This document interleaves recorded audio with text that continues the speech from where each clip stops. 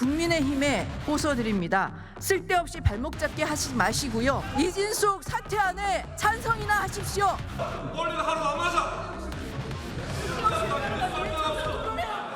네, 이상으로 토론을 종결할 것을 선포합니다.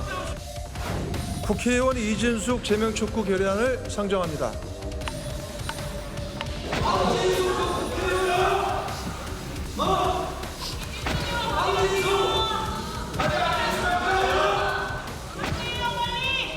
토론회에서 5.18이 87 체제 오염과 타락의 주범이라거나 소요 사태라는 등의 망언이 쏟아져 나왔습니다. 군사 쿠데타와 학살의 주범인 전두환을 미화하는 발언도 이어졌습니다. 예, 이진숙 의원은 바로 입장을 밝혔습니다. 5.18과 관련된 것이면 말도 하지 마라, 토론회도 하지 마라, 이런 대한민국이 됐다는 것입니다. 세상에 이런 법이 어디 있나를 한 단계 더 지나서 말도 못하는 대한민국이 됐습니다. 국회의원도 민주당에 밑보이면, 이재명에 밑보이면 잘라내겠다. 이것이 충분히 가능한 세상이 됐습니다. 자, 김병민 부시장 나오셨어요? 네. 이진숙 제명 촉구 결의안 통과, 여당 쪽 주도로 통과가 됐는데 어떻게 보세요? 네, 정치적인 행위들일 겁니다. 결의안이기 때문에 이 내용만을 가지고 이진숙 의원을 실제로 제명하게 되는 부분들은 아니죠. 실제 제명을 하기 위해서는 국회 윤리위원회 그리고 그다음에 의원의 3분의 2 이상의 의석이 필요하기 때문에 아마 현실적인 제명은 어려울 겁니다. 다만 민주당이 할 수 있는 최대의 조치로 정치적인 타격을 주고자 하는 목적이 있었을 거라 생각되는데요. 이진숙 의원이 비난받거나 지탄받을 만한 행동을 했다 이렇게 평가받을 수는 있겠습니다만은 의원직을 제명할 정도의 문제인가에 대해서는 아마 민주당 상황에서도 논란이 클 거라고 봅니다.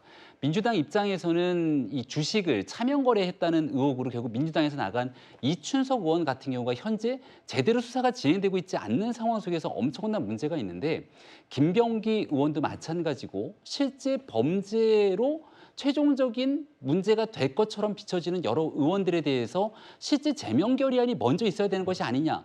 경중을 따지게 되면 그럼 민주당에 몸을 담았던 의원들에 대해서는 과연 어떤 방식의 처리를 할 거냐고 국민들이 물어볼 수 있거든요. 이진숙 의원에 대한 정치적인 타격과 압박은 이미 민주당이 할 수 있을 만큼 했는데 민주당에 몸을 담았던 인사들 그리고 여전히 민주당과 같은 결에서 활동하고 있는 것으로 보이는 무소속 의원들에 대해서 민주당은 어떤 식의 행동을 할 것인지 국민들이 추가적으로 물어보게 될 거라고 생각합니다. 예, 오늘 김민석 대표가 이진숙 의원을 향해서 이렇게 얘기하겠다. 원래는 이제 히틀러라고 표현을 했다가 여기 와서 고소를 당했는데 다른 표현으로 부르겠다라고 얘기했습니다. 어떤 발언일까요? 들어보시죠. 여자 전두환도 여자 히틀러도 대한민국에 발붙이지 못하게 하겠습니다. 제가 어째서 여자 히틀러입니까?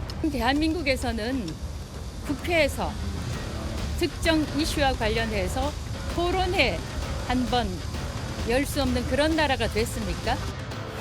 왜 여자 히틀러에 대해서는 시비를 걸고 여자 전두환에 대해서는 시비를 안 거냐 이런 말씀을 다 해주셔서 듣다 보니까 여자 전두환이라는 호칭을 좋아하시나 보다 이런 생각을 제가 하게 됐습니다. 여자 전두환으로 통일해서 불러드리는 것이 어떨까 하는 생각이 들었습니다. 예, 이진숙 의원이 히틀러와 전두환 전 대통령 사이에 있는데 여자 히틀러라는 말 대신에 이제 여자 전두환으로 통일해서 부르겠다. 자, 박성민 씨가 어떻게 들으셨습니까?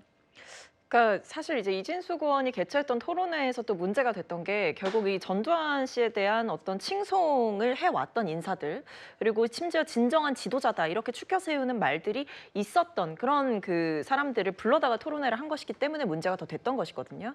그래서 사실 이진숙 의원도 제가 알기로는 그 토론회가 끝나고 나서 기자들한테 질문을 받았던 것이 이 전두환 씨에 대한 법적인 판결이 나지 않았느냐 거기에 대해서는 어떻게 생각하느냐 이런 질문도 있었다라고 하는데 거기에 대해서는 대답을 안 했다. 있었다라고 알고 있습니다.